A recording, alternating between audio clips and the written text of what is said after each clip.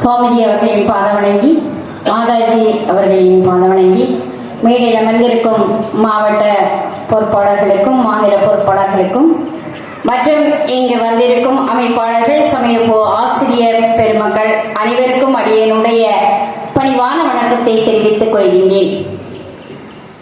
நமக்கெல்லாம் தேர்வு என்னைக்கு அப்படின்னு உள்ள ஞாபகம் இருக்கு இல்லையா? என்னைக்கெல்லாம் நடக்கு?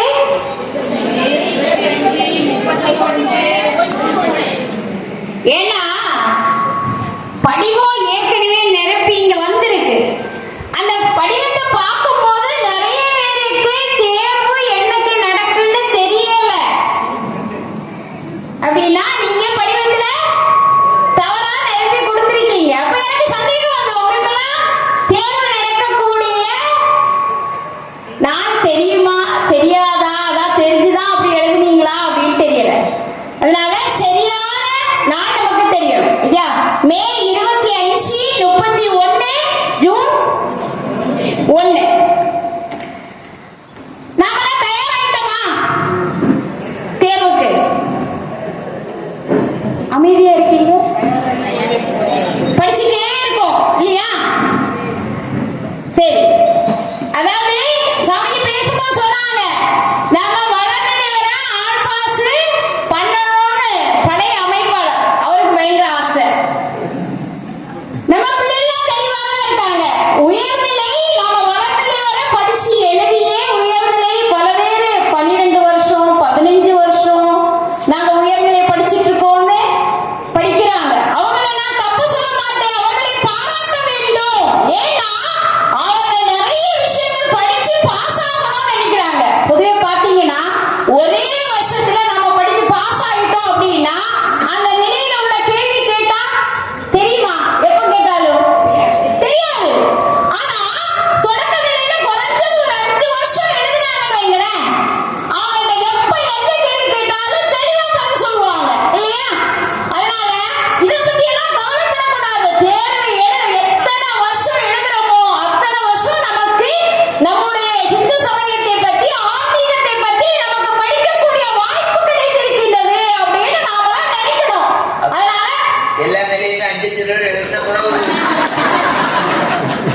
நிறைய பேர் அப்படிதான் வராங்க. 5 தடவை எழுதின பிறகுதான் ஆமா பாஸ் ஆகணும். வித்யாஜோதி வாங்கி நிறைய பேர் என்ன பண்றாங்க? வித்யாஜோதி வாங்கின உடனே நிறைய பேர் வித்யாஜோதி வாங்கியாச்சுயா, ஏன்னா நம்ம சமயமுக்கு போறது இல்ல அப்படிதானே? நிறைய வித்யாஜோதிகள் இருக்காங்க. அப்படி வித்யாஜோதி வாங்கியாச்சுன்னா சமயமுக்கு பக்கம் வரமாட்டாங்க, அப்புறம் நம்ம வேலை முடிஞ்சுட்டு இருக்காங்க.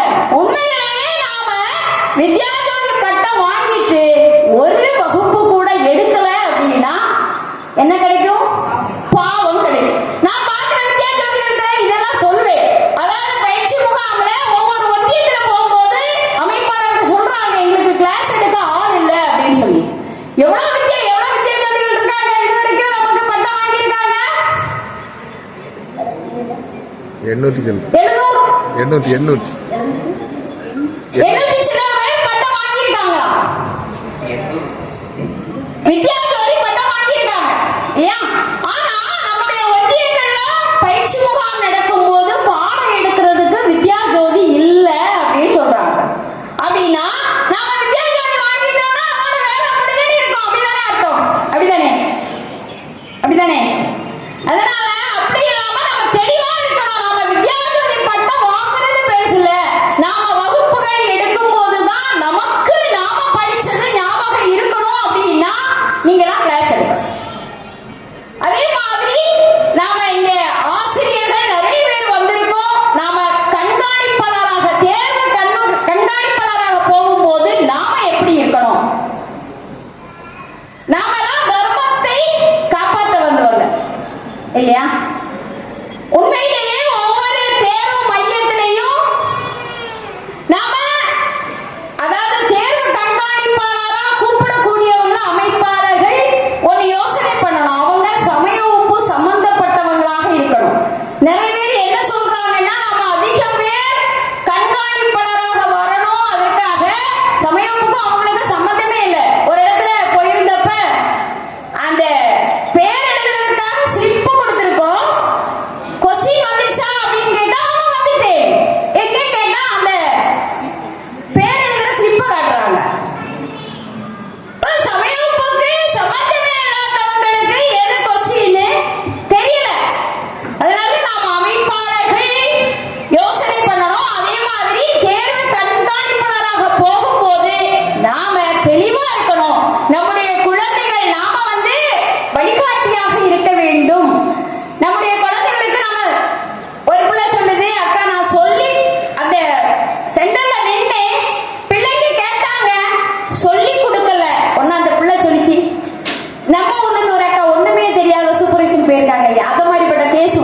ஒண்ணுமே தெரியல நாங்க கேட்கறது.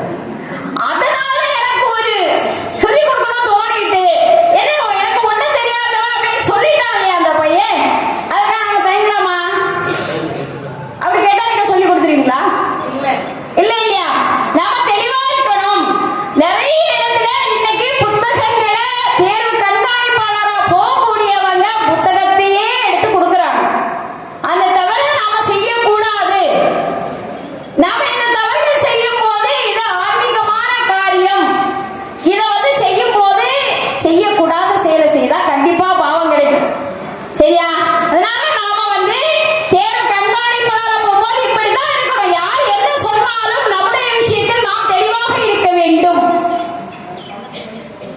அதே மாதிரி நாம தேர்வு கண்காணிப்பாளர் அந்த ஸ்லிப் பேர் எழுதுறதுக்காக ஒரு படிவ நிரப்பு கொடுத்துருப்போம் இல்லையா? அதெல்லாம் பிள்ளைங்க பேர் எழுதுறாங்களா, பின்னாடி முழு முகவரி எழுதுறாங்களா, போன் நம்பர் கேட்டிருக்கோம், அலைபேசி எண் இப்ப கேட்டிருக்கோம், அதுவும் குழந்தைங்க எழுதுறதுக்கு எழுதியிருக்காங்களான்னு உள்ளது நாம கவனிக்கணும். மேற்பார்வையாளர் கையொப்பம் போடும் போது இதையெல்லாம் பார்த்துதான் கையொப்பம் போடணும். சரியா?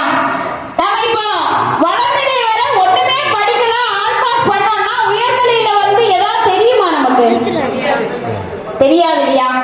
நாம அடிப்படையான விஷயங்களை தெரிந்து படிப்படியாக தான் மேல வரணும். அப்படின்னா நம்முடைய பாடத்திட்டங்களை மதுராந்த சாமி வழி வகுத்து தந்திருக்காங்க இல்லையா? அதன்படி நாம ஒவ்வொரு நிலையா இப்போ தொடக்க நிலை தேர்வு நடத்தும் போது நிறைய பேர் சொல்லுவாங்க, எங்களுக்கு அரும்பு மலர் படிக்கிறதுக்கு வாய்ப்பு கிடைக்கல, அதனால தொடக்க நிலையில அரும்பு மலர்ல இருந்து கேள்வி கேட்டா பாடம் எடுக்காதவங்களுக்கு நிறைய பேருக்கு தெரியல. அதுல நிறைய விஷயங்கள் இருக்கு, அத நாம படிக்கணும். தொடக்க நிலையாக இருந்த பெரியவர்கள் கூட அரும்பு மலர் பாட புத்தகத்தை வாங்கி நீங்க படிங்க. படிச்சு நாம தேர்வு எழுதணும். சரியா? அதே மாதிரி நாம கேட்ட கேள்விக்கு பதில் எழுதுறதுக்கு நிறைய பேருக்கு தெரியல. நான் எல்லா வருஷமும் சொல்லும் போது இங்க சொல்லு, என்ன கேள்வி கேட்டா என்ன பதில் எழுதணும்னு நம்முடைய குழந்தைங்களுக்கு இடம் சுட்டி பொருள் விளக்கம் ஆசிரியர்கள் சொல்லிக் கொடுக்கணும் பயிற்சி முகாம்ல. இதற்காகத்தான் பயிற்சி முகாம் வச்சிருக்கோம். எப்படி நாம எழுதணும் அப்படின்றது நிறைய குழந்தைங்களுக்கு ஆசிரியர் ஒழுங்காக சொல்லிக் கொடுக்கல, அதை சொல்லிக் கொடுக்கணும். அதே மாதிரி உயர்நிலை முதுநிலை கேள்வித்தாள் கேட்கும் போது உங்கள் சுய சிந்தனையில் இருந்து வெளிவரவும் கேட்டிருக்கனால எங்களுடைய சுய சிந்தனையில என்ன தோணுதோ அதை நாங்க எழுதுவோம். கேட்பாங்க. உண்மையிலேயே ரீவேல்யூஷன் வர குழந்தைங்க கூட என்ன சொல்றாங்கன்னா, தவறா எழுதிட்டு நான் சரியான எழுதியிருக்கேன், எங்களுக்கு ஏன் மதிப்பெண் போடல அப்படின்னு கேட்கிறாங்க. அப்படின்னா நமக்கு எப்படி என்ன கேள்விக்கு, அதான் நம்ம பிள்ளைகிட்ட நான் பயிற்சி போகும்போதெல்லாம் சொல்லுவேன், சாரதா தேவியில இருந்து ஏதாவது கேள்வி என்ன கேள்வி கேட்டாலும் தொடங்குவாங்க. ஜெயராம்பாடியில 1853ஆம் ஆண்டு ராமச்சந்திர முகர்ஜிக்கும் சியாமசுந்தரி தேவிக்கும் மகனாக பிறந்தார். கேள்வி என்னதான் இருக்கும்? புத்தகையாவில் அன்னையினுடைய பிரார்த்தனை யாதுன்னு இருக்கும். பிள்ளைகள் எழுதுறது என்ன? இதுல இருந்தே தொடங்குவாங்க. ராமாயணத்துல என்ன கேள்வி கேட்டாலும் தசரதருக்கு 3 மனைவி, அந்த 3 மனைவிக்கு பேர் கூட தப்பாதான். நம்ம தெளிவாக படிக்கணும். நிறைய எல்லா புத்தகங்களையும் முழுமையாக நாம திருப்பி திருப்பி திருப்பி வாசிக்கணும். வாசிச்சு நாம நல்லா படிக்கணும். படிச்சு நாம தேர்வு எழுதி நாம என்ன ஆன்மீகத்துல என்ன வித்யா ஜோதியா வெளியிட போறவங்கள நிறைய பேர் சாமிக்கிட்டே வந்து கேட்பாங்க, நீங்க வித்யா ஜோதி பட்டம் கொடுக்கும் நிறைய வித்யா ஜோதிகளுக்கு கீதை வாசிக்க தெரியல, என்ன சொன்னாலும் கேட்டா தெரியல அப்படின்னு. வித்யா ஜோதினா எல்லாம் தெரிஞ்சவங்களா? இல்ல. என்னால அடிப்படை நாம திருப்பி நிறைய தெரிஞ்சுக்கணும் அப்படின்னா நிறைய புத்தகங்கள் படிக்கக்கூடிய பழக்கம் நமக்கு இருக்கணும். நாம நம்முடைய பாடத்திட்டத்துல இருக்கக்கூடிய புத்தகங்களை எல்லாம் முழுமையாக படிப்போம். வேற புத்தகங்களையும் நம்ம ஆன்மீக புத்தகங்களையும் நிறைய விஷயங்கள் நாம தெரிஞ்சுக்கணும். தெரிஞ்சுட்டு நாம தேர்வு நல்லா எழுதணும். எல்லாரும் பாஸ் ஆகணும் அப்படின்னா என்ன செய்யணும்? படிக்கணும். பேப்பர் திருத்துறவங்க பாஸ் ஆகிக்கணும். இப்போ நான் ஒரு பிரார்த்தனைக்கு போயிருந்தப்ப ஒரு ஆசிரியர் கேட்டாங்க, இந்த நாகர்கோவில் பக்கத்துல உள்ளவங்களை எல்லாம் நீங்க பார்த்து பார்த்து ஃபெயில் ஆக்குவீங்களோ? அங்க நாகர்கோவில் பகுதியில்